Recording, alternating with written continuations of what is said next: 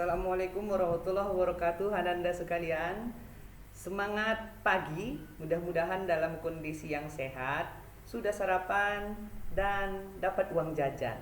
Nah, masih bersama Bapak, Pak Amiril, guru biologi SMA Islam Plus Askia.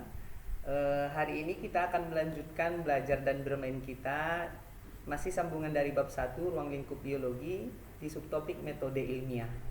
Nah, jadi metode ilmiah ini perlu kita pelajari dan permainkan bersama agar Ananda di dalam melakukan suatu langkah-langkah ilmiah nanti tidak salah atau lebih terarah dan terencana dengan baik. Jadi melalui metode ilmiah ini kita dapat membuka tabir kebenaran mengenai fenomena alam yang ada di sekitar kita, yang akan membuka mata kita, dalam artian menambah pengetahuan kita bahwa semakin banyak yang kita teliti, hal tersebut akan membuktikan semakin besarnya kekuasaan Tuhan yang Maha Pencipta. Nah, jadi salah satu perbedaan orang yang bersekolah dengan yang tidak bersekolah, orang yang bersekolah itu jika dia tidak setuju dengan sesuatu fakta atau suatu hal, maka dia akan melakukan langkah-langkah ilmiah atau metode ilmiah yang akhirnya nanti akan memperoleh kesimpulan setelah melakukan percobaan atau eksperimen untuk dipublikasikan ke khalayak ramai. Ya, tentu saja metode ilmiah ini ada kaidah-kaidahnya, terencana, terarah, sehingga dapat dipertanggungjawabkannya Ananda semua ya. Nah, di sini Bapak sudah membuat kartu as untuk langkah-langkah ilmiah, cukup dengan mengatakan OPHEC ya. Jadi OPHEC itu singkatan dari yang pertama observasi, pengumpulan data, kemudian hanya itu hipotesis atau hipotesa, dalam bahasa Indonesia dugaan sementara, kemudian eksperimen dan kesimpulan. Jadi begini nak, kalau misalnya kamu ingin melakukan penelitian atau melakukan percobaan dengan metode ilmiah, ini langkah-langkah ilmiah secara ringkas Bapak buat, nanti setelah ini akan kita uraikan. Nah, langkah-langkah ilmiah ini misalnya kita ingin mengamati suatu fenomena, kita buat misalnya contohnya judul penelitiannya pengaruh atau hubungan antara kebiasaan merokok terhadap kesehatan paru-paru. Ya, kebiasaan merokok apa hubungannya terhadap kesehatan paru-paru. Nanti kita untuk langkah pertamanya melakukan pengamatan atau observasi terhadap beberapa hal, terhadap objek-objek penelitian. Nanti ada objek penelitian, maksud saya variabel penelitian, ada hal-hal yang harus kita tinjau. Nah, variabel penelitian akan kita bahas juga nantinya.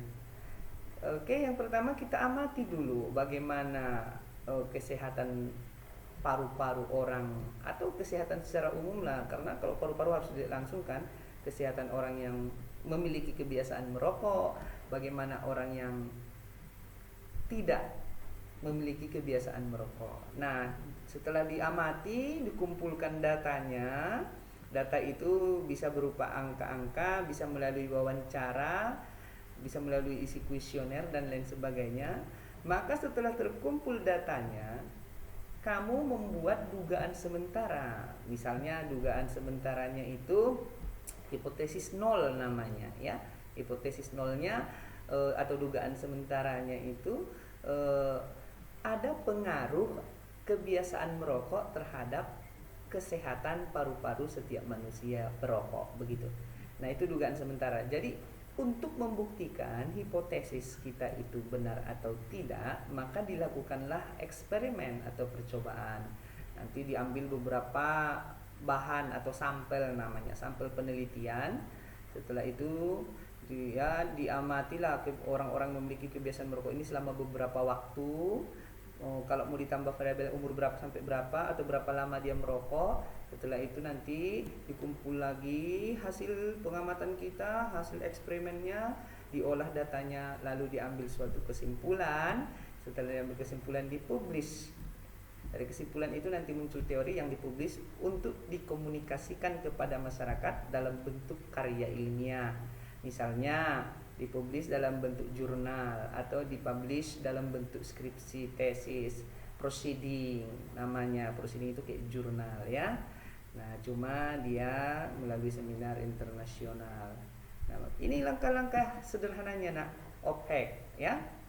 Baik, langsung saja kita masuk ke langkah yang pertama daripada metode ilmiah, yaitu mengidentifikasi masalah. Nah, jadi hal yang pertama sekali dilakukan ketika akan melakukan langkah-langkah atau metode ilmiah adalah mengidentifikasi masalah ya.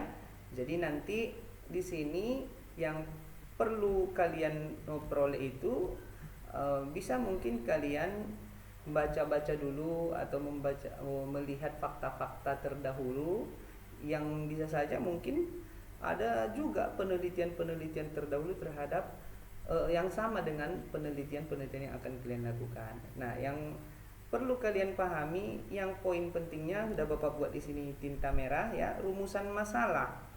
Jadi ketika kita mengidentifikasi masalah, rumusan masalahnya harus jelas. Ini merupakan pernyataan rinci, lengkap, dan jelas mengenai ruang lingkup permasalahan yang akan diteliti. Misalnya seperti yang tadi, hubungan kebiasaan merokok terhadap kesehatan paru-paru. Jadi kalian buat pernyataan rincinya lengkap, jelas mengenai bagaimana sih kebiasaan merokok ini dari berbagai sumber tulisan-tulisan yang sebelumnya. Lalu kita buat rumusan masalahnya, apakah ada hubungan antara kebiasaan merokok dengan kesehatan paru-paru. Jadi seperti itu ya. Nah, berikutnya kita masuk ke yang kedua dalam metode ilmiah ini. Tentu saja tadi yang pertama setelah mengidentifikasi masalah dan melakukan pengamatan, kita buat hipotesis atau dugaan sementara. Nah, pada umumnya hipotesis itu dibagi dua, ada namanya hipotesis nol dan hipotesis alternatif.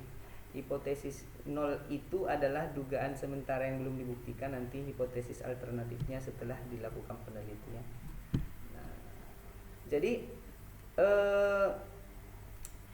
apakah semua penelitian harus ada hipotesisnya? Nah, ini sudah kita buat di sini poin pentingnya. Tentu saja tidak. Kenapa? Karena ada beberapa penelitian yang tidak memerlukan dugaan sementara, seperti penelitian deskriptif, historis, pelacakan. Misalnya kalian mau menginventarisasi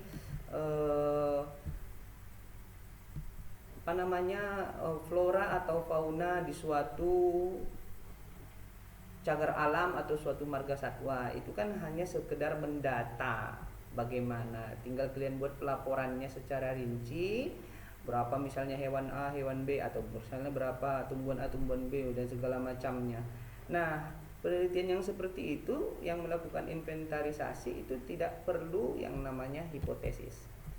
Nah, kemudian setelah membuat hipotesis, lakukanlah perancangan percobaan. Nah, jadi perancangan atau pendesainan percobaan atau eksperimen ini adalah salah satu langkah yang berfungsi untuk mendapatkan data yang digunakan untuk membuktikan apakah dugaan kita tadi diterima atau ditolak. Maksudnya diterima itu sesuai, terbukti atau tidak terbukti begitu. Nah, jadi percobaan atau eksperimen dilakukan untuk membuktikan, menguji dugaan sementara kita atau hipotesis. Jadi dalam suatu percobaan, seorang peneliti harus berusaha mencari pengaruh hal-hal yang boleh diteliti atau variabel tertentu terhadap variabel lain dengan kontrol yang ketat gitu ya. Ada beberapa hal yang perlu diketahui terkait dalam melakukan percobaan ya. Yang pertama adalah lokasinya, di dalam ruangan atau di luar ruangan kah, alat dan bahannya bagaimana, metode kerjanya. Kemudian unit percobaannya adalah tempat untuk melakukan suatu percobaan, apakah berpindah-pindah tempat atau tetap di situ-situ saja begitu. Kemudian berikutnya perlakuan atau hal-hal yang kita berikan kepada penelitian kita, seperti di slide ini sudah ada kita contohnya pengaruh lama perendaman terhadap